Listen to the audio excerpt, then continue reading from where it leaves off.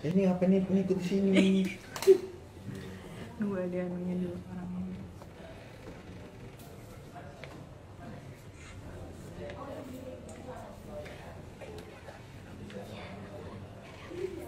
Kalau udah ada yang muncul, sapa-sapa dulu ya. Sebelum nanti si JJ juga masuk. Jadi muncul deh mas.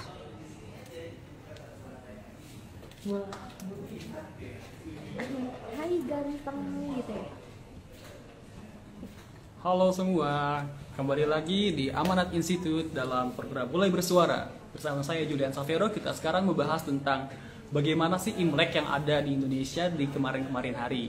Temanya ini Imlek Starter Pack, Mind, Body, and Soul. Kita bakal ngebahas hal banyak, kira-kira bagaimana perspektif dari orang-orang, khususnya masyarakat Tionghoa. Sekarang kita ada narasumber, Jesslyn Meta. Dia adalah seorang mahasiswa dan juga adalah seorang mahasiswa yang baru saja lulus dari Universitas Negeri Jakarta di Tata Busana. Sekarang langsung aja kita undang dia, kita cerita banyak tentang apa aja yang ada di Imlek ini. Mungkin dari hal-hal yang emang kita ketahui dan yang belum kita ketahui. Sekarang, ayo Mbak Jesslyn, kita undang, silakan masuk dan tell us about yourself. Mbak Jesslyn, halo. Udah hadir belum ya? Suaranya udah ada nih. Hai. JJ. Hai semuanya. Ya, semua audiens Amanat Institute. Jadi sekarang ini ada Mbak Jesslyn yang matching banget outfitnya merah-merah ya. Kita menyambut Imlek dalam rangka Imlek kan. Mind, Body, and Soul. Betul. Nah, jadi sekarang kita mau tahu nih Mbak, mungkin sebelum jauh ke tema kita tentang Imlek, Mind, Body, and Soul yang emang kayaknya bakal luas banget ya. Kira-kira mau tahu sedikit nih background Mbak Jesslyn yang tadi selain udah kita sebut tentang lu itu ternyata orang tata busana, fashion designer, dan juga sekarang ada for your info, dia baru lulus. Jadi kita bisa langsung merayakan. Selamat. Oke Mbak, oke enggak untuk Mbak Jesslyn dipersilakan. Ini ngomongnya gimana nih? Formal atau Santai aja. Santai aja. Gue lu nggak apa-apa ya? Santai nggak apa-apa. Nggak apa-apa ya. Nanti nggak ada netizen mengejarku ya. Beda. Perkenalkan semuanya. Nama saya Jesslyn Meta. Dipanggilnya JJ. Soalnya karena suka gitu orang manggil lah. JJ saya dari Universitas Negeri Jakarta, jurusan Pendidikan Tata Busana. Ya benar katanya Jul, barusan kebetulan tadi pagi abis sidang. Dan untungnya lulus. Oh iya, terus juga saya di luar kesibukan kuliah juga selama ini bergabung di organisasi Buddhis, namanya Hikmah Budi, Himpunan Mahasiswa Buddhis Indonesia, di mana saya di presidium pusatnya dan saya sebagai ketua bidang penelitian dan pengembangan Litbangnya. Wow, keren. Nah, coba nih, tadi kan sempat disentil-sentil dikit nih. Kita berbicara tentang body dulu nih, body kan berarti kita fashion ya. Nah, di fashion ini kira-kira kita sebagai awam lah ya, gue juga awam sebenarnya masalah fashion. Jadi kita bisa tahu apa sih fashion itu menurut lo J, dan apa-apa aja yang harus kita tahu tentang fashion. Mungkin umum aja dulu ya, menurut lo gimana? Oke, fashion itu secara general kalau bagi gue sendiri ya, itu tuh kayak salah satu cara untuk menunjukkan kepada dunia lu tuh orangnya seperti apa. Itu yang pertama. Karena ya biasa ya orang kalau bilang dari mata turun ke hati. Jadi lu pertama kali impresi lu gitu, lu sebagai seseorang itu tuh dilihat dari penampilan. Jadi menurut gue nggak mesti harus pakai barang-barang mahal, barang-barang branded untuk lu dikenal sebagai seseorang yang menarik. Tapi gimana cara pembawaan diri lu dan gimana cara style lu gitu. Terus ya udah sih itu doang sih sebenarnya kalau menurut gue ya, kalau fashion secara general. Jadi fashion ini bisa sekaligus ngasih tahu ke dunia ya sebenarnya lo tuh orang kayak gimana. Nah, jadi kemarin-kemarin gue juga sempat baca-baca tentang fashion statement. Ini kayaknya menarik nih. Bisa nggak sih jelasin lagi gimana itu, apa itu fashion statement dan gimana yang ada sekarang di Indonesia menurut lo secara umum gitu ya? Karena kalau kita lihat banyak banget fashion yang di Indonesia, mulai dari fashion yang gaya muslimah atau fashion yang timur dan barat sebagainya, ada campurannya banyak gitu. Menurut lo fashion statement itu apa, dan Indonesia tuh kayak gimana sih fashionnya? Menurut gue yang namanya statement ya, kalau misalnya ini berbicara technical terms di akademis itu, kalau di kampus gue, statement itu sesuatu yang menonjol gitu, sesuatu yang mengaksentuate something gitu. Jadi misalnya lu pakai baju semuanya serba hitam, all black, tapi tiba-tiba lu pakai tas putih. Nah, item tas lu ini, dia itu yang menjadi statement gitu. Jadi sesuatu yang menonjol. Misalnya kayak lu cewek misalnya pakai dress simple tapi tahu-tahu nanti antingnya yang segede bakul misalnya, itu dinamakan statement. Jadi lu membuat statement, lu menyatakan sesuatu, lu menampilkan sesuatu gitu dari item fashion lu. Jadi fashion statement itu luas ya, selain emang karena ada landasan akademisi juga, ternyata bisa juga buat langsung praktikalnya itu ya. Terus Indonesia kayak gimana sih fashion statement-nya itu? Tentu ya kalau menurut gua bukan lebih ke statement sih, tapi lebih ke karakteristik ya. Mungkin sekarang itu fashion di Indonesia yang benar-benar lagi booming parah itu muslim, busana muslim. Jadi ya kita tahu ya, maksudnya Indonesia itu kan populasi muslimnya terbesar di dunia. Kalau masih ya kayaknya masih deh, kayaknya masih kan. Jadi apalagi ada Tanah Abang. Tanah Abang itu juga sekarang menjadi salah satu pusat industri tekstil, maksudnya industri fashion terbesar gitu di Asia Tenggara kan. Dan sekarang banyak banget barang-barang pakaian-pakaian muslim yang udah ekspor gitu, maksudnya udah main ekspor. Jadi benar-benar kalau busana muslim itu menjadi satu tren luar biasa menanjak sih di Indonesia. Nah, ngomong-ngomong fashion juga sempat sentuh Tanah Abang nih ya. Kayaknya gue sempat denger nih kayak ada cerita aneh, unik ke Tanah Abang dari lu sendiri pas nawar-nawar harga, tiba-tiba di-up sama orangnya, terus lu bilang kalau lu itu ternyata udah pernah beli di sini jadi turunin lagi. Itu gimana sih emang hal-hal unik Tanah Abang tentang fashion gitu? Jadi gini, kalau misalnya di Tanah Abang, kebetulan tahun lalu, 2019, 2 tahun lalu berarti, 2019, kan gue ada tugas akhir bikin pagelaran busana ya, angkatan gue. Terus udah gitu, ya kita satu orang nih sebagai desainer, kita harus bikin bahan. Harus bikin baju gitu. Ya of course kita cari bahan kan di Tanah Abang.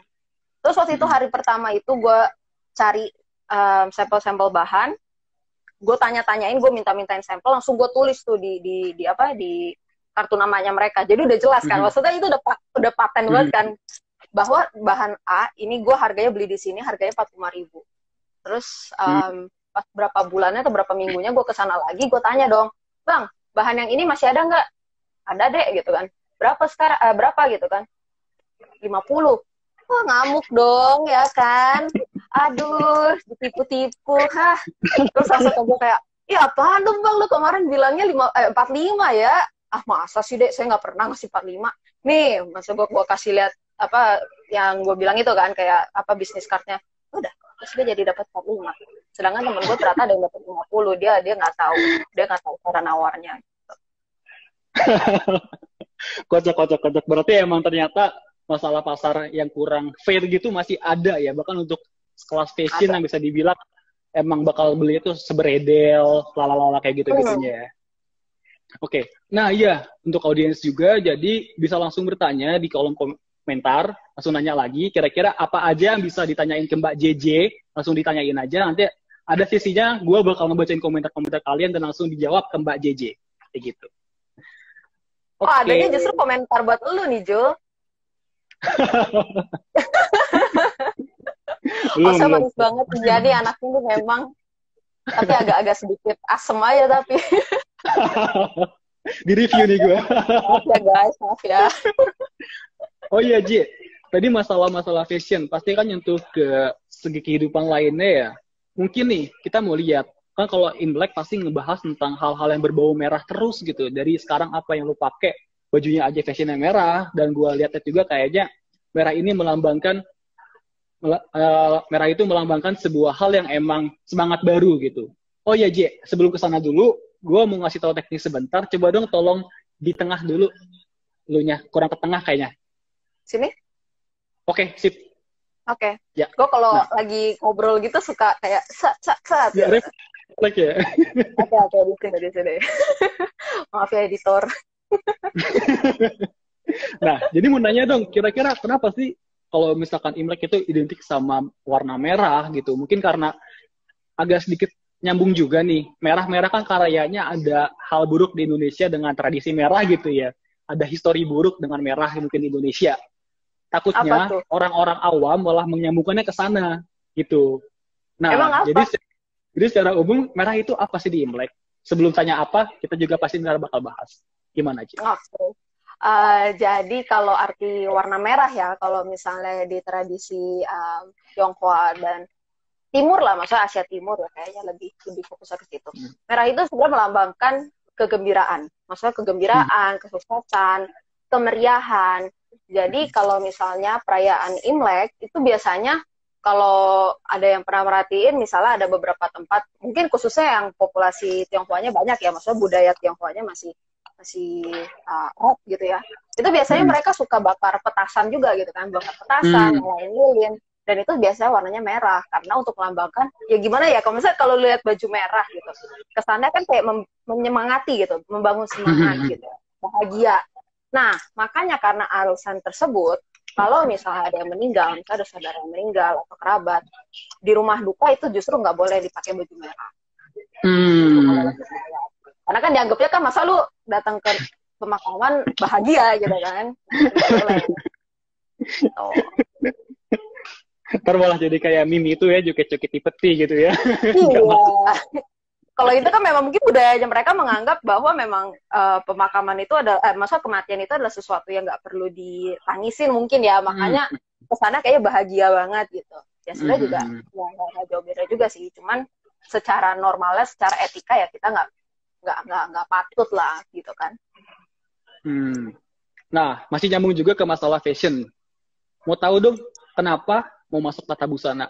Padahal kalau kita lihat-lihat di IG lu juga nih, lu itu udah sampai ke luar negeri, sampai ke Bonn, Jerman, terus lu ikut juga program internship dari luar juga, ikut event-event internasional AIK dari Kemenpora, sampai juga masuk magang di government gitu. Gimana sih maksudnya hubungannya dan apa ketertarikan lu gitu? Apa emang ada sesuatu yang ingin lu tahu? Apa emang lu passion di situ? Apa emang ada yang lagi lu perjuangkan gitu? Penasaran sih sebenarnya, itu kenapa? Jadi gini, sebenarnya organisasi, maksudnya kehidupan organisasi gue itu justru dimulai setelah gue udah kuliah.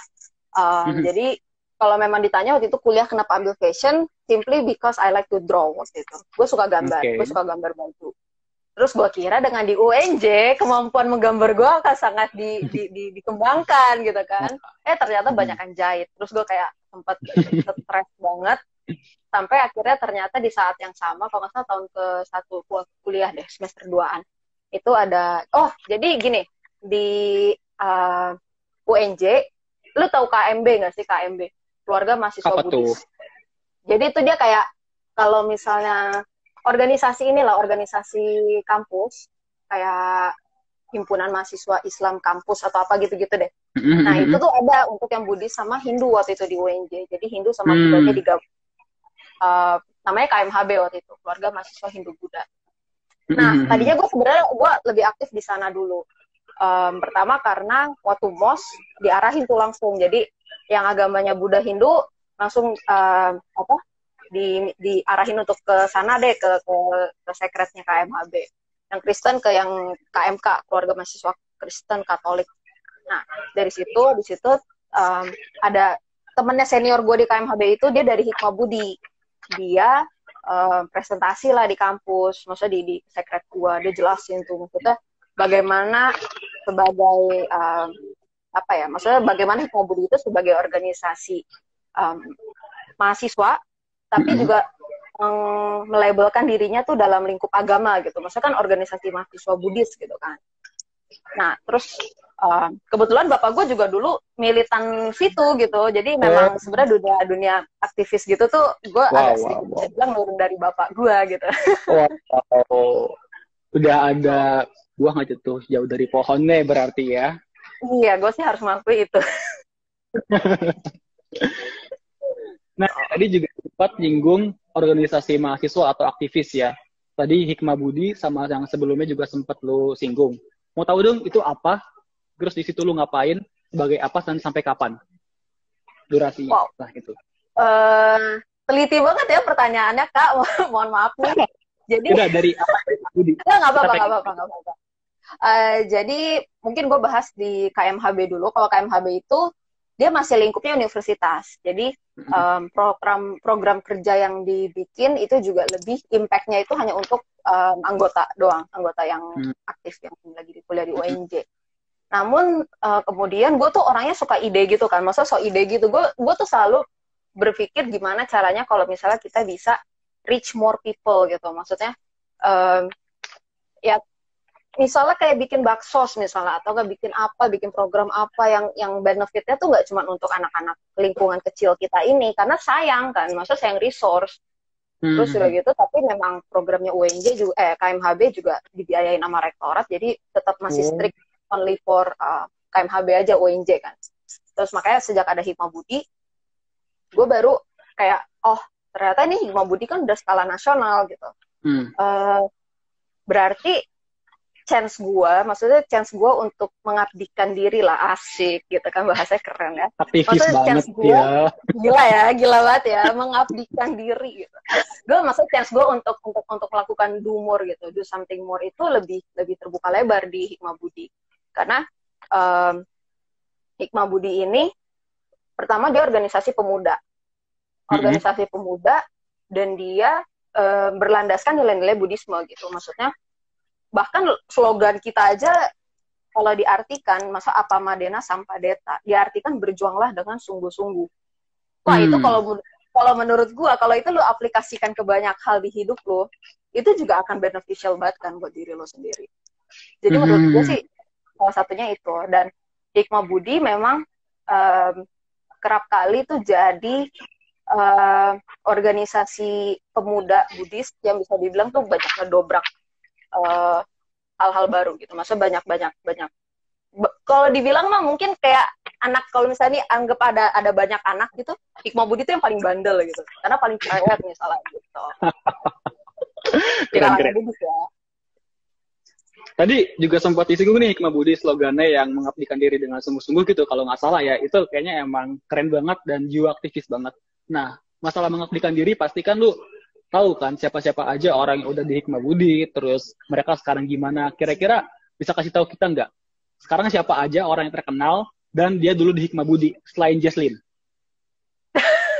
Gue belum ada apa-apanya kali, Jul, ya ampun, pinter deh jadi host. Jadi gini, kalau misalnya yang menurut gue pribadi ya, kayak ini tuh salah satu tokoh alumni kita yang cukup presence-nya ada, itu ada namanya Ko Daniel Johan. Dia itu sekarang wakil ketua Komisi 4 di DPR. Wow. Jadi kalau misalnya dibandingkan sama yang himpunan mahasiswa Islam atau mungkin yang lain, memang justru alumninya masih belum banyak yang sampai jadi tingkat menteri atau presiden lah bahkan ya mungkin gitu. Tapi sejauh ini yang memang menurut gue paling paling bisa merepresentasikan lah, maksudnya yang paling, kalau misalnya Hikmah Budi ditanya gitu, siapa yang paling berprestasi gitu, gue akan menjawab si Ko DJ nih, Daniel Johan. Daniel Johan. Karena, dan ini sebenarnya kalau misalnya dibilang kenapa juga si Ko Daniel Johan ini dibilang salah satu karakter orang yang gue panutin, karena kalau lu perhatiin, gak banyak Jul orang-orang yang beragama Buddha jadi pejabat. Oh gitu? Ternyata nggak banyak ya? Sadar nggak? Pernah nggak kayak lu runtutin gitu, misalnya kayak dulu kan pernah ada yang dulu tersangka KPK ya, yang Jerwacik. Maksudnya dari Hindu tuh pernah ada, dari Islam banyak, dari Kristen Katolik banyak, tapi dari Buddha tuh sangat sedikit gitu. Nah, ini tuh berkaitan juga sama anggapan bahwa kayak orang Tionghoa gitu tuh anti politik. Orang Tionghoa, orang Buddhis gitu tuh anti politik. Dan dengan adanya si Ko DJ ini, si Pak Daniel Johan ini, dia seakan-akan tuh memang dia break the rules gitu loh, dia break the stigma gitu, bahwa ini loh, gue orang dari Kalimantan asli, gue bisa jadi representasi di DPR gitu. Keren. Kalau gitu kita shout out ke Daniel Johan sebagai panutannya JJ juga. Semoga bisa segera melanjutkan lebih mungkin ya daripada wakil ketua komisi doang ya. Segera mungkin. Iya, aduh. Nah, tadi kita juga sempat pengen bahas banget sih sebenarnya masalah politik. Apalagi kan ya kita generasi Z, generasi milenial pasti mau banget buat terlibat gitu. Bahkan dilibatkan pun sudah bersyukur, sudah ada bagian dari sistem itu kan. Nah, sebelum jauh ke politik, ternyata ada beberapa audiens yang udah nanya ke kita. Pertama, kita jawab-jawab dulu lah ya dari JJ, kita bacain. Pertama dari Fajriun. Si Jess, siapa fashion designer panutannya? Itu dulu deh coba jawab. Dan kenapa? Fashion designer panutan ya. Sebenarnya gue suka sama desainer yang namanya Iris van Herpen. Jadi dia tuh desainer dari Belanda. Kalau misalnya teman-teman ada yang interest nih sama desain-desain, coba dicek Iris van Herpen, Herpen gitu. Pakai P ya? P, Herpen. P. Nah, secara general kalau lu lihat gitu Instagramnya dia atau lu mengkarakteristikkan desain dia, itu tuh futuristik parah. Kayak baju tuh bisa kelihatan banget dengan teknik yang entah gua aja bahkan merinding tuh. Entah gimana caranya itu teknik pembuatan baju, tapi baju itu kelihatan kayak hidup. Percaya apa enggak? Maksudnya flow-nya gitu, flowy, terus wah kacau deh, pokoknya bagus lah itu kayak wah gitu, kayak totally recommended. Keren. Terus itu Iris van Herpen kan? Kalau di luar itu. Tapi kalau di lokal siapa kira-kira? Pasti ada kan, lokal dan internasional. Siapa, sorry? Anna Avanti. Itu kenapa? Anna Avanti kenapa? Justru gue bukan ya maksudnya memang beliau memang ini ya maksudnya desainer kebaya udah wah termasyhur banget dah. Cuma selain itu sejak gue mengikuti dia di Instagram, gue semakin kagum akan jiwa entrepreneurnya dia. Lu tahu gak? Seorang Anna Avanti waktu COVID ini baru merebak, dia langsung berinisiatif bikin jual ya, maksudnya jual item fashion yang namanya jaket pelindung diri. Jadi bahannya anti air, dengan desainnya keren, merah putih, batik, apa segala macam, tapi tetap melindungi diri gitu. Itu satu. Tahun ini gue kan punya anjing, dia baru punya piaraan. Anjingnya apa? Miso, gue bahkan ingat banget. Dan lu tahu waktu Imlek kemarin, dia sampai jual open order baju pakaian Imlek buat anjing, coy. Buat hewan. Keren ya. Dengan desain yang nggak jelek, bener-bener bagus banget. Jadi kayak high fashionnya hewan gitu, gue kayak wah, gue nggak pernah kebayang gitu. Ada the box banget ya mikirnya juga ya. Berarti panutan ini juga adalah orang-orang yang out of the box, berpikirnya nggak cuma lempeng doang di desain-desain yang emang klasik lah ya. Ada hal-hal lain yang pengen lu ulik juga ternyata. Keren, J. Nah, ada lagi ternyata pertanyaan masalah fashion dan Imlek juga ada hubungannya. Kira-kira ini dari Arinas Anggra ini, dari Imlek ini apa sih tradisi yang masih dipertahankan khususnya masa pandemi ini? Karena kan banyak banget ya yang emang tadinya ada barongsai, terus ada banyak kuliner, tiba-tiba kita nggak bisa kayak gitu. Apa sih yang sekarang masih dipertahankan? Tetap ya bagi-bagi angpau. Jadi gini, kalau di Imlek itu kan memang kalau misalnya kita tahu ya memang pasti ada tradisi yang namanya bagi-bagi angpau. Tapi bagi-bagi angpau ini sebenarnya itu nggak semua orang bisa kasih. Bagi angpau. Contohnya, itu kenapa? Karena diibaratkan orang yang memberikan angpau itu biasanya sih, bukan biasanya, memang harusnya orang yang sudah menikah. Atau enggak memang orang yang sudah merasa dirinya tuh udah mapan gitu loh untuk memberikan. Karena kan namanya angpau itu kan enggak, ya isinya uang gitu loh, isinya kan penghasilan lu gitu. Jadi ketika lu sudah menikah, lu dianggap sudah mapan gitu. Lu udah siap memberikan kebahagiaan kecil pada anak-anak yang butuh uang gitu. Gitu. Terus biasanya dikasihnya ke yang nggak nikah. Jadi misal kalau lu udah pacaran lama juga, tapi nggak nikah, lu tetap bakal dapet angpau gitu.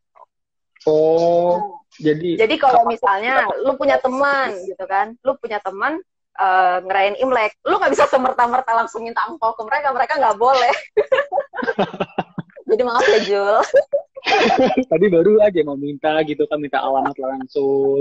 Jadi ada tips buat kita semua nih. Kalau lu mau pada dapat angpau pas Imlek, datang ke pengantin. Apalagi pengantin baru, uangnya banyak. Ya. Yes. Tepat sekali. Nah, kita bahas-bahas lagi nih masalah desain-desain. Karena ternyata banyak juga audiens yang tertarik masalah desain. Karena nggak semua orang itu mau masuk ke desain dan langsung tayang di IG Live. Mungkin beberapa dari mereka ada yang langsung praktikal gitu ya, cuma mau di dunia desain doang, nggak di dunia entertainment ataupun digital kayak gini. Nah, ada pertanyaan dari Vera Rahmawati, mau nanya nih dia, pernah nggak sih dapat perilaku nggak menyenangkan selama berkuliah fashion di kampus atau pas lagi di luar kampus? Ini mungkin ada hubungannya juga ya dengan sentimen-sentimen lainnya yang emang ya kita tahu sendiri kayak gimana lah.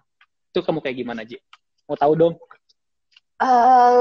Gue sih sangat merasa bersyukur ya, terutama pada teman-teman Tata Busana 2015ku yang mungkin lagi nonton atau mungkin malas nonton, karena mereka ini sangat suportif sih sama keberadaan gue. Jadi FYI aja di kampus ini satu angkatan cuman gue doang yang Chinese, dan cuman gue doang yang agamanya Buddha. Jadi justru lucunya mereka tuh jadi belajar juga gitu loh. Kayak, emang lu kenapa sih kok boleh makan babi misalnya, maaf ya, masa lu kok boleh sih makan ini gitu, kok lu kayak gini-gini sih. Jadi saling bertukar cerita dan bertukar ilmu gitu. Tapi ini di jurusan gue doang.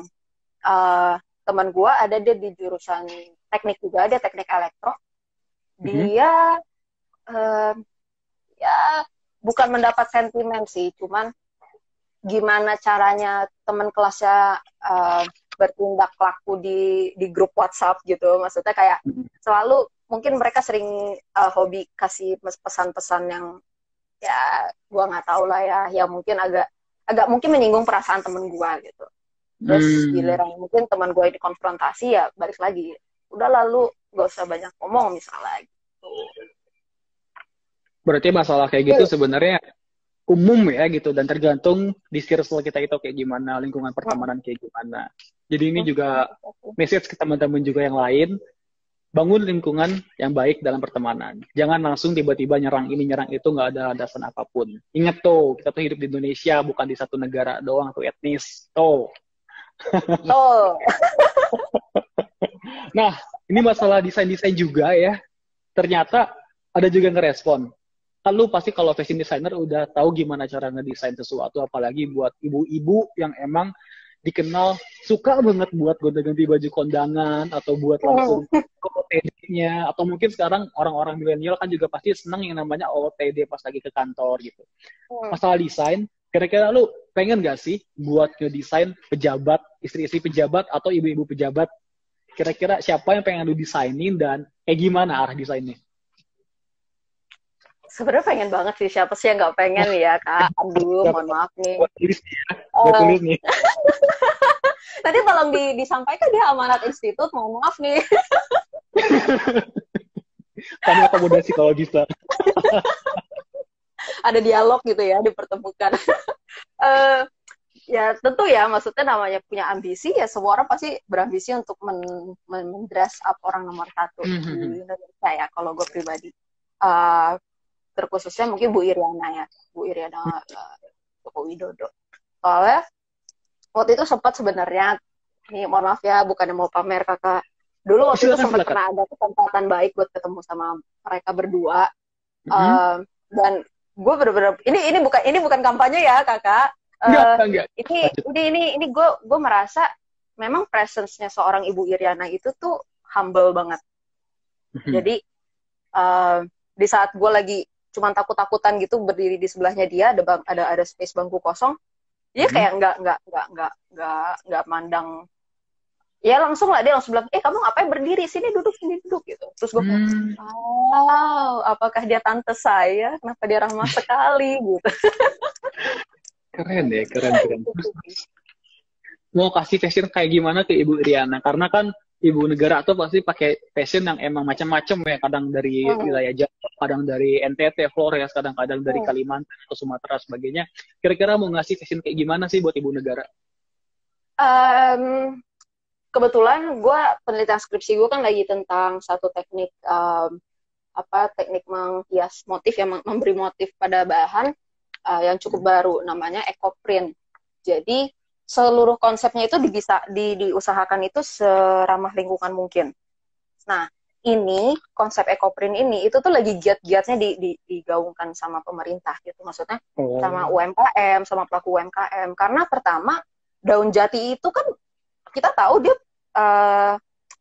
ada potensi lah, pokoknya banyak lah. Pokoknya di ecoprint itu banyak sumber daya alam di Indonesia yang bisa dipakai untuk membuat ekoprint ini. Menurut gue, kalau misalnya seorang ibu negara atau seorang pejabat publik itu bisa mengenakan pakaian-pakaian dari ekoprint ini, itu bisa bikin ekoprint ini sebagai salah satu identitas baru Indonesia gitu. Maksudnya untuk mendampingi batik ya, kita kan udah tahu batik se-legend itulah gitu. Cuman kalau misalnya ini lebih ramah lingkungan, karena lebih ramah lingkungan ya Jo, lu tidak tahu, apakah kau tahu betapa banyaknya pencemaran lingkungan akibat dunia fashion, industri fashion? Kalau Aswar coba, kita pengen dengar, itu gimana coba J? Jadi gini, di industri fashion, kalau misalnya kita di sebuah industri ya, itu ada yang namanya fast fashion sama slow fashion. Fast fashion itu kayak brand-brand baju-baju yang suka ada di mall, yang kalau misalnya, gue nggak mau sebut merek, cuman kalau misalnya tiap kali kalian datang ke sana, kayaknya kok selalu ada barang baru gitu, selalu ada barang-barang ngetren yang berdatangan. Jadi arus perputaran pakaiannya itu tuh cepat, dengan jumlah yang juga banyak. Nah, itu sebenarnya akibat dari industri produksi yang terlalu berlebihan gitu. Maksudnya menciptakan pakaian banyak, tapi kalau bisa udah nggak ngetren, itu kemana gitu kan? Pertama, itu dan kebanyakan hanya akan ujung-ujungnya tidak bertahan lama juga gitu loh kalau dipakai. Misalnya, lu beli kaos A, terus paling ada kita pasti punya pengalaman beli baju, baru berapa kali pakai tiba-tiba udah kesannya kok kayaknya rusak gitu, udah tipis, udah apa. Nah, itu fast fashion dan mereka kan pakai pewarna segala macam ini kan chemical. Kita nggak tahu kan mereka bikin pabrik di mana dan bagaimana pengolahan limbah industrinya mereka gitu. Nah, itu yang menurut gue kita harus mulai paham. Jadi bahwa membeli baju itu tuh juga ada konsekuensinya gitu.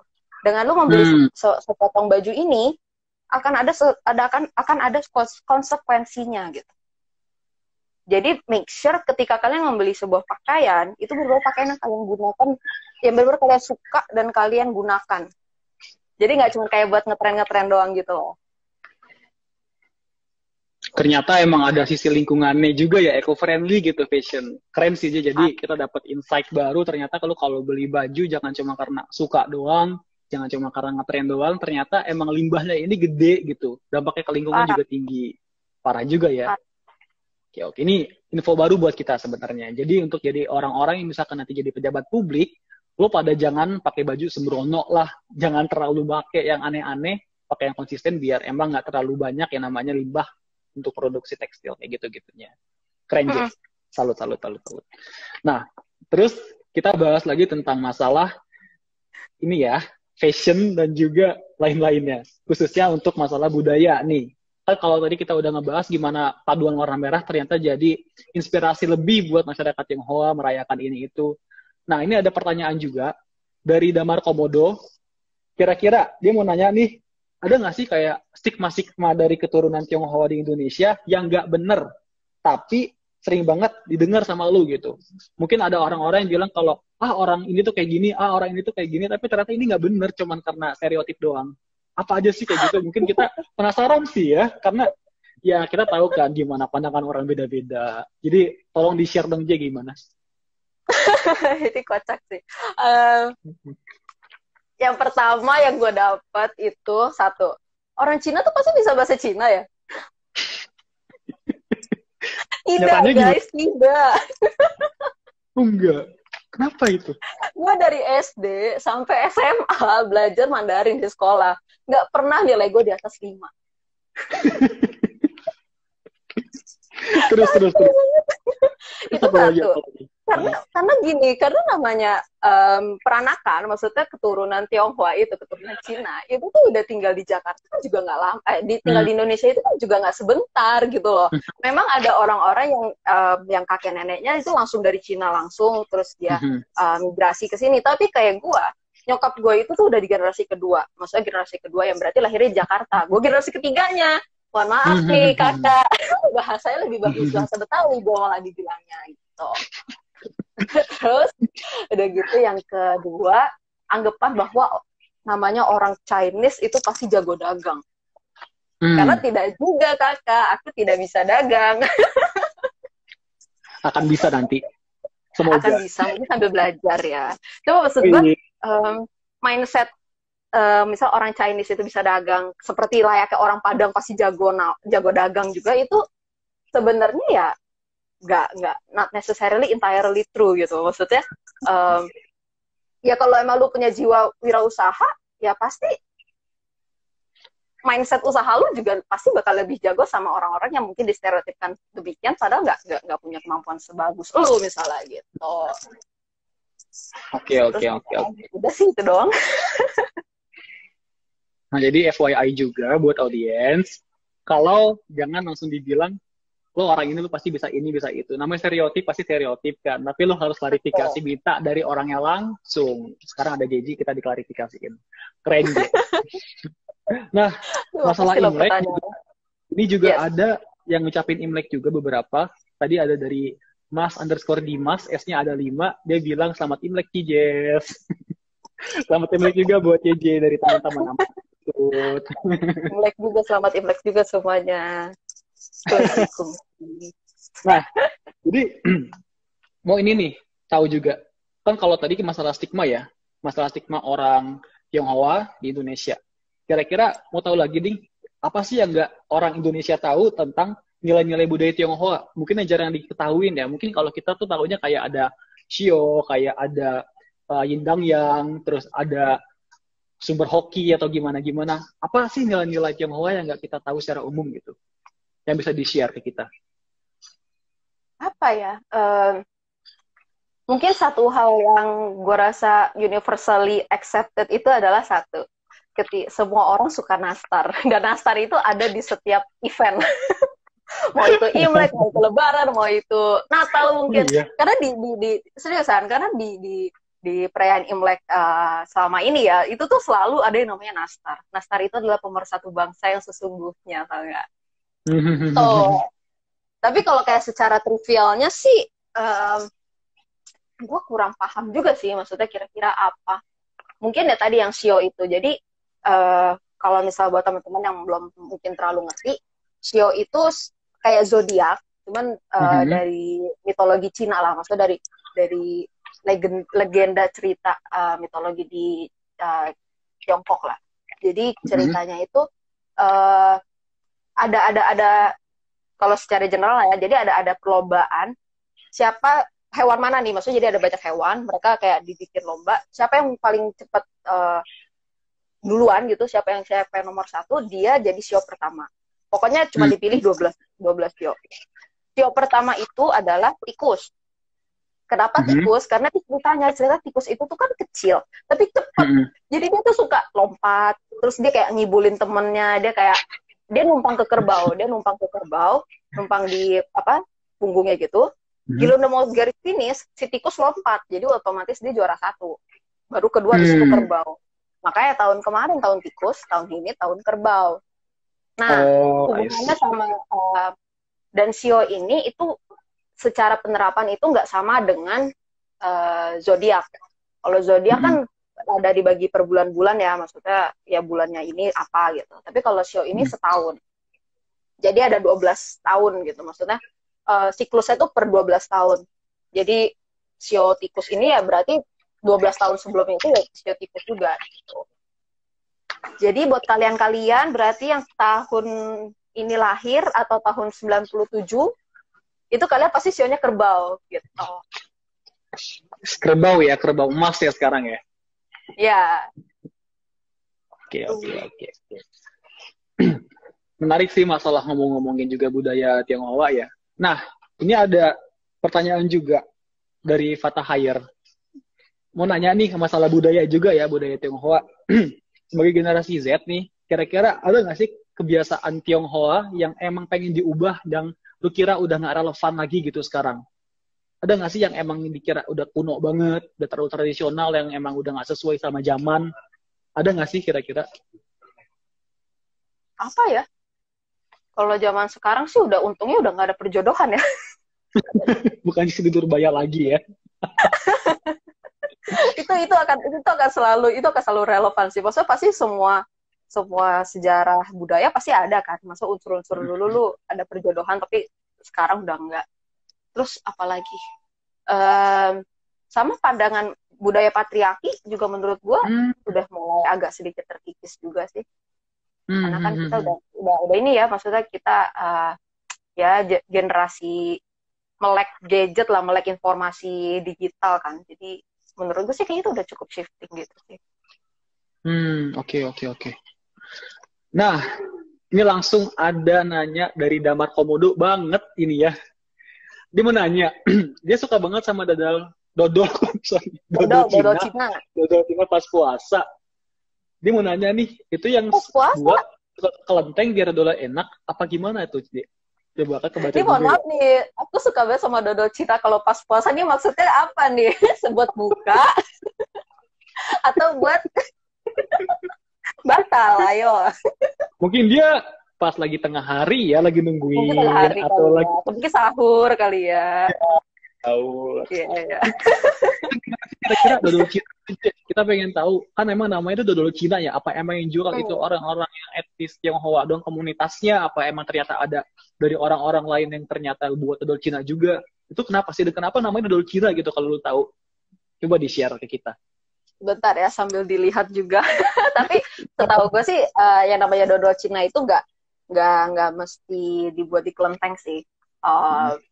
Biasanya justru banyak kan home industry punya. Mereka dari apa? Ya biasa lah, maksudnya nggak mesti orang Chinese juga yang bikin. Nih ada juga.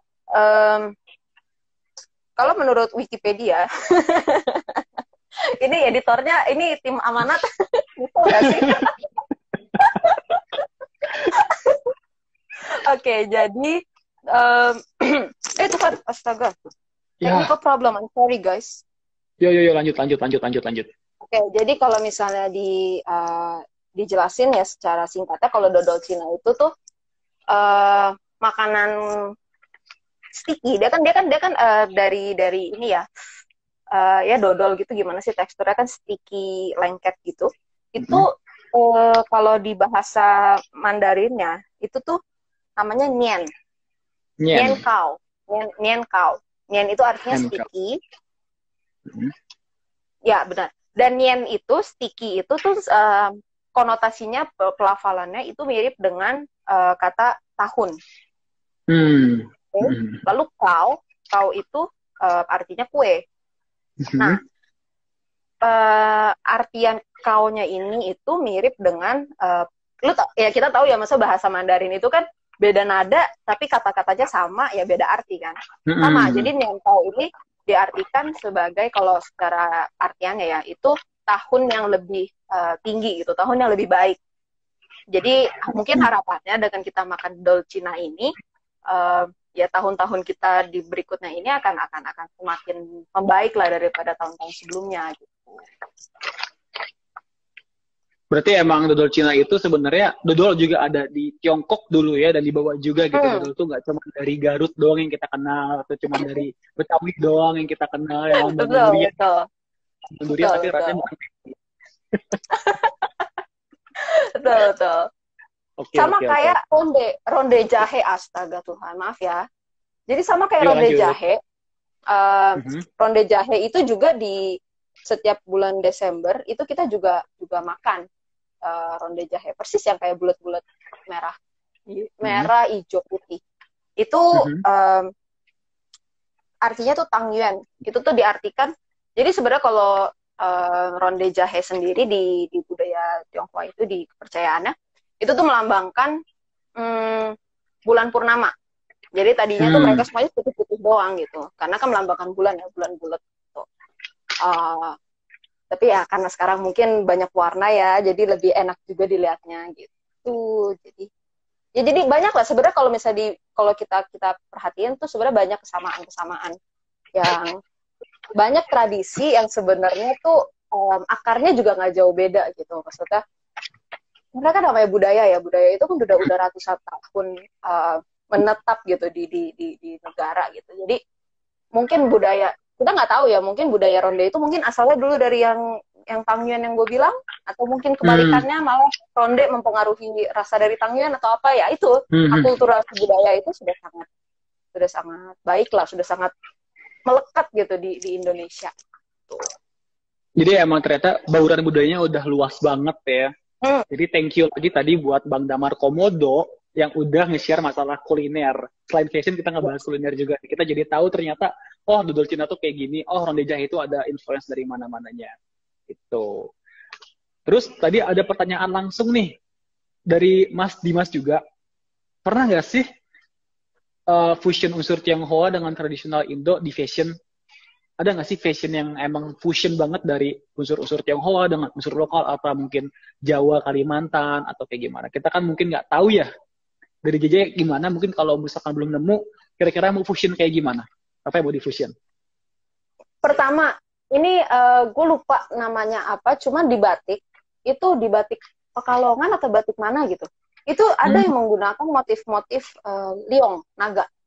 Pernah nggak ngeliat yang kayak ada motif batik tuh yang gambarnya naga, gambarnya burung phoenix, yang burung phoenix itu tuh semuanya perlambangan dari khas Tionghoa gitu loh. Jadi hewan-hewan mitologi Yunani, mitologi China itu tuh diterapkan gitu di Indonesia, bercampur dengan dikombinasikan dengan membatik gitu. Bahkan memang ada kok, gue ingat banget. Jadi memang ada namanya tuh jenis batik itu batik liong atau batik naga atau apa gitu. Terus congsam atau enggak baju koko, kalau lu perhatiin baju koko itu tuh nggak jauh beda sama baju-baju masa kerah tinggi ya, baju-baju berkerah tinggi khas Chinese gitu. Itu juga salah satu bentuk fusion menurut gua.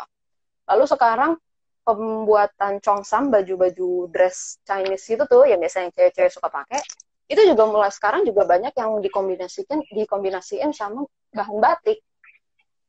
Jadi nggak lagi hanya dari embroidery bunga-bungaan khas Chinese, bunga teratai gitu-gitu, tapi sekarang udah dikombinasiin sama batik.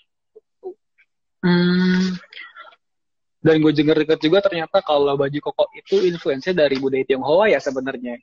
Yang awalnya warna merah tiba-tiba sekarang jadi warna putih dipakai buat ibadah. Itu ternyata ya. Emang luas ternyata kan influence-nya itu. Nah, tadi masalah budaya juga, ini masih ada juga yang nanya tentang budaya dari Kenny Senjaya. Ngomongin di budaya Chinese, makna cengbeng itu apa ya? Kayaknya gue juga masih belum tahu nih makna cengbeng, coba di-share deh ke kita. Ini correct me if I'm wrong ya. Jadi teman-teman, kalau di kita ini ada yang namanya cengbeng. Cengbeng itu tuh sebenarnya kayak diartikan tuh sembahyang kubur. Jadi ini tuh kita sembahyang untuk menghormati leluhur yang sudah meninggal. Jadi untuk kalau di Buddhis tuh ada yang namanya pelimpahan jasa. Jadi untuk kita tuh apa ya bilangnya? Dia bukan sembahyang kubur gitu deh, kayak mendoakan leluhur yang sudah wafat. Terus biar mereka hidupnya lebih tenang dan terlahir di alam lain yang lebih bahagia gitu. Jadi kayak mendoakan leluhur-leluhur gitu juga ya, Cek, biar lebih bahagia di akhiratnya nanti gitu. Betul. Oh, keren.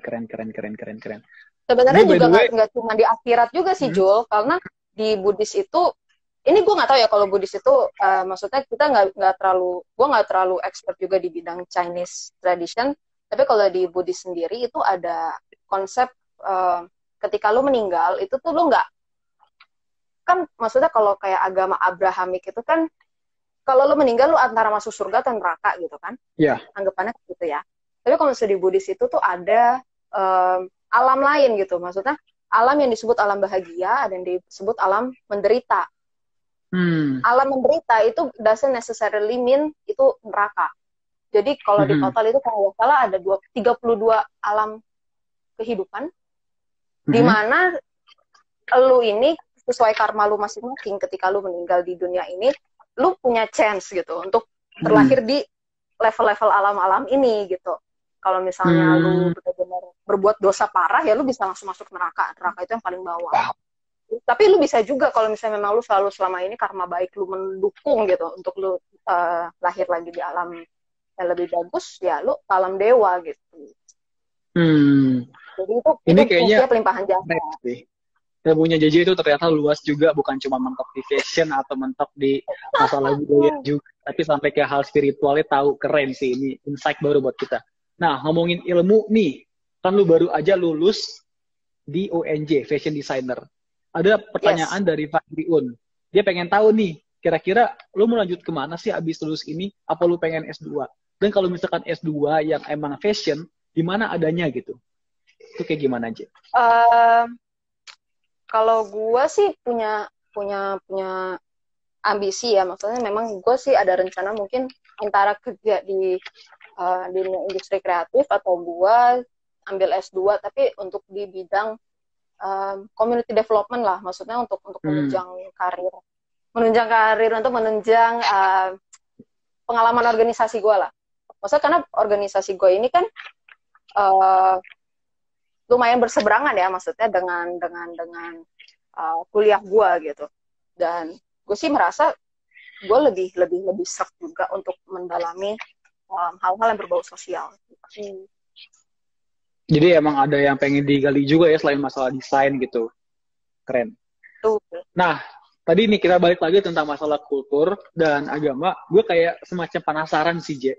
Kira-kira dari budaya Tionghoa ini dan budaya Buddha ya khususnya, ada nggak sih apa emang bener orang Buddha itu harus ngerayain Imlek atau cuman orang Konghucu doang? Atau gimana gitu dari lu? Sebenarnya ini gue juga baru kemarin nanya ke senior gue. Jadi ada organisasi namanya Forum Aktivis Buddhis Bersatu FABB. Di sini pembahasannya tuh cukup tajam juga mengenai konsep Imlek. Apakah Imlek itu tradisi agama tertentu atau tradisi etnis tertentu? Lalu yang gue dapet itu hasilnya sebenarnya perayaan Imlek itu berasalnya itu dari China. Lalu jadi gini, jadi dipopulerkan ya, maksudnya mulai dirayakan itu oleh Kaisar Huangti kalau gue nggak salah. Nah, makanya sebenarnya kalau misalnya kita bilang selamat merayakan hari Imlek itu ada beberapa versi kan, maksudnya penghitungan tanggalnya itu maksudnya ada yang 2572 atau ada yang 4000 berapa. Nah, sebenarnya itu kalau misalnya memang mau secara otentik itu tuh yang 4000 sekian itu. Karena dinilai ditemukan berdasarkan yang si Kaisar Huangti ini. Sedangkan yang 2572 ini itu tuh dihitung berdasarkan dari kelahiran Konghucu. Oke. Bukan kelahiran agama ya. Sebenarnya kalau misalnya ngomongin Konghucu sih di negara asalnya pun juga Konghucu bukan sebuah agama. Oke. Berarti emang ternyata asal-usulnya itu dari Tiongkok mainline China gitu ya. Terus kita nangkepinnya di sini, ternyata Buddha dan Tionghoa ini dan Konghucu itu agak sebenarnya bersinggungan gitu lah ya ternyata gitu. Sangat. Ini sorry ya, gue agak edit. Oh iya. Oke, lanjut. Nah, lanjut ya. Tadi kan ngomongin budaya, fashion, sama gimana main body and soul Imlekannya udah agak komprehensif sih malah bisa dibilang cukup komprehensif lah ya. Kita udah tahu gimana view lainnya, gimana kultur bawaan ini itunya sampai ke perintilannya. Nah, kita mau tahu nih, mulai mungkin yang agak sedikit strategis ke politik, kita boleh langsung masuk ya, J. Nah, kita mau tahu nih, pandangan lo buat politik Indonesia sekarang ini gimana? Khususnya untuk hal-hal yang emang bersinggungan langsung dengan Tionghoa. Kan kemarin, barusan lu bilang ada panutan lu juga di DPR itu, yang jadi wakil ketua komisi. Terus secara umum sih lu mandangnya kayak gimana sih politik di Indonesia ini sekarang? Menurut gue makin lama makin politik identitas banget gak sih? Kayak identitas lu sebagai calon petahana, calon apa sih dibilangnya tuh kayak identitas lu sebagai seorang ya calon pejabat ini ya yang lu minta gitu, yang lu daftarin, maksudnya lu apa sih dibilangnya kayak lu sebagai calon politikusnya inilah gitu, lu sebagai calon terpilih ini, itu tuh identitasnya gitu yang digunakan, maksudnya bukan lagi mengenai kompetensi lu sebagai pejabat publik, bukan lagi kompetensi lu sebagai orang yang berpengalaman dalam ABC, tapi yang justru yang dipakai itu justru identitas lu sebagai seorang pribadi gitu. Itu yang gue lihat. Jadi dan itu agak sedikit sad to say ya, agak sedikit mengecewakan. Ibaratnya lu udah ibaratnya lu di sekolah nih, lu udah sangat berprestasi, lu pinter, lu ketua OSIS, lu apa segala macam, giliran lu pas bagi rapot tahu-tahu nilai lu jelek cuman karena misalnya hidung lu pesek misalnya. Keselin gitu loh. Iya. Dan ini juga kayaknya realita yang kita hadapin sekarang ya. Dan semoga aja kita juga jadi generasi muda udah ketemu banyak orang kan. Kita lebih diverse daripada generasi sebelumnya. Kita juga bisa lebih paham, kita bisa lebih maknain ternyata politik itu lu nggak eranya lagi buat main politik identitas. Lebih baik politik itu sih udah nggak keren banget sih. Lu harus adu kemampuan, bukan adu tampang gitu. Maksudnya gimana sih? Iya gak sih? Iya, sepakat. Nah, masalah politik juga nih, Je. Ada pertanyaan dari Ed Gilang. Dia mau nanya nih, satu kebijakan dari government atau kebijakan publik Indonesia yang emang pengen lu ubah karena lu ngerasa resah gitu.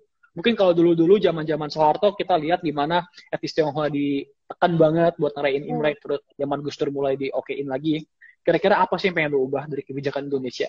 Mungkin nggak hanya di masalah budaya kultur doang ya, tapi bisa ke hal umum, apa emang masalah lingkungan tekstil, fashion yang pengen lu ubah, masalah pengolahan atau masalah lain-lainnya. Itu kayak gimana? Kalau gue sih, ini sebenarnya bukan berarti, gue nggak tahu ya, kalau soal undang-undang gitu gue agak kurang terlalu paham. Cuman gue paham betul nih kalau misalnya soal hukum rimba yang terjadi di masyarakat. Gimana? Ya itu sorry to say ya, maksudnya kayak gue sempat dengar ada anggapan bahwa agama, maksudnya untuk memilih seorang pemimpin itu tuh ada agama tertentu yang nggak boleh pemimpinnya itu agamanya beda dari mereka misalnya. Ya kita tahu lah itu benar emang pernah terjadi. Dan ini dalam skala kecil, in a small scale itu benar terjadi, cuy. Maksudnya gue punya teman, dia cerita dulu waktu dia SMA dia mau jadi ketua OSIS, dia cewek kan. Dia mau daftar jadi ketua OSIS dan dia waktu itu agamanya Hindu. Dia berpotensi banget gitu. Maksudnya sekarang pun dia makanya pernah jadi ketua umum KMHB. Tapi di sekolahnya itu dia nggak dibolehin gitu. Maksudnya ditolak banget gitu. Maksudnya karena alasan agama dan identitasnya dia sebagai seorang perempuan. Jadi mungkin secara government memang namanya dia pejabat ya pasti kan berusaha sebisa mungkin mengakomodir kebutuhan rakyatnya. Tapi kalau misalnya di level rakyatnya sendiri, level masyarakatnya sendiri, ya itu gitu. Maksudnya hukum-hukum yang tidak tertulis di undang-undang itu yang justru agak sedikit masih meresahkan gitu. Tapi orang-orang hanya biasanya kebanyakan mereka takut untuk ngomong. Oke. Maksudnya takut untuk mengakui hal tersebut gitu, bahwa hal tersebut beneran terjadi. Berarti emang ada custom gitu ya, kayak kebiasaan, tradisi-tradisi yang kuno banget, masalah diskriminatif, lo nggak boleh maju. Maksudnya bakal ada yang ngalengin lo buat maju kalau lo latar belakangnya ini A sampai Z. Dia ada spesifikasi. Itu jelek sih emang. Harus kompetitif dan itu kita. Nggak cuma untuk etnis Tionghoa doang ya. Gue yakin pasti juga banyak juga gitu loh kasus-kasus serupa terhadap etnis-etnis lain di Indonesia gitu. Ya kan? Mungkin nggak semua bisa speak up ya, dan lu di sini bisa langsung speak up. Ini keren sih. Shout out to JJ. Astagfirullah, malu. Kita udah seru banget ngobrolnya sampai kita tahu gimana pandangan politik JJ dan gimana JJ pengen ngerubah kehidupan yang lebih inklusif ya. Apalagi kan sekarang juga masalah inklusif tuh emang lagi dibangun banget di Eropa tuh udah banyak banget untuk pemenuhan kuota minoritas atau gimana-gimananya. Nah, masalah budaya, politik, sampai ke agama yang sempat kesentuh, itu udah bisa ngasih tahu kita banget ternyata Imlek itu mind, body, and soul kita harus terlalu ketempat dan kita dapat ilmu-ilmu baru dari situ. Karena emang ternyata waktunya tinggal 2 menit lagi nih. Kita mau sedikit ngobrol, dikit-dikit aja sebelum penutupan banget. Kira-kira apa sih harapan lu buat Indonesia kalau misalkan lu terpilih jadi orang strategis di pejabat pemerintahan, atau lu bisa ngebuat startup yang bagus ngalahin Gojek dan Tokopedia, apa yang pengen lu capai gitu? Sebagai mantap nih, apa ya doanya nih? Kalau gue sih apa ya, sebenarnya kalau ngomongin keadilan itu menurut gue agak sedikit utopis gitu loh, maksudnya bisa dibayangkan tapi mungkin agak sedikit sulit untuk dilakukan, tapi bukan berarti tidak mungkin bisa untuk dilakukan gitu. It doesn't mean it's impossible gitu, maksudnya mungkin agak sedikit sulit dalam melaksanakannya, tapi gue sih memang pengennya kedepannya ya Indonesia tuh nggak gunain identitas sih, maksudnya tidak menyerang orang-orang tuh hanya berdasarkan identitasnya dia, where they come from, where they gitu lah, what they look like gitu. Gue sih ya kita harus bermindset memang kalau misal orang itu berkualitas ya dia harus diapresiasi atas kualitas dirinya sih. Menurut gue sih itu aja dulu dari kesimpulannya. Yang penting kualitas diri lo ya, bukan dari mana lo berasal. JJ 2021. Oke, keren. Pasti baru. Oke, J. Makasih banget kita udah join di sini. Mungkin kita nggak bisa banyak ngobrol banget sampai dikupas habis. Ada platform lainnya mungkin ntar ngobrol-ngobrol langsung dengan JJ kalau pandemi udah kelar, atau pengen Zoom bareng sama JJ juga boleh. Dia juga ada temannya yang ngomong suruh masuk Zoom dulu ya. Makasih JJ kesempatannya buat ngobrol langsung. Kita bahas ini sampai itu. Makasih juga buat tim-tim dari Amanat Institute yang udah di balik layar ngedukung, support, sportif banget. Makasih buat audiens juga. Dan satu segmen terakhir buat JJ. Apa nih pesan terakhir? Ya, buat JJ. Pokoknya kalau di Buddhis itu apapun itu berasal dari pikiran. Pikiran adalah pelopor. Apa yang lu pikirkan itu yang akan terbentuk. Maksudnya akan terwujud gitu. Dari pikiran muncul perkataan, perkataan muncul perbuatan, perbuatan muncul kebiasaan muncul nasib juga ujung-ujungnya. Jadi make your mind, make up your mind gitu. Lu harus banyak mindful of your mind. Make up your mind. Terima kasih juga ya. Terima kasih juga semuanya. Jadi, selamat Imlek. Terima kasih. Dadah.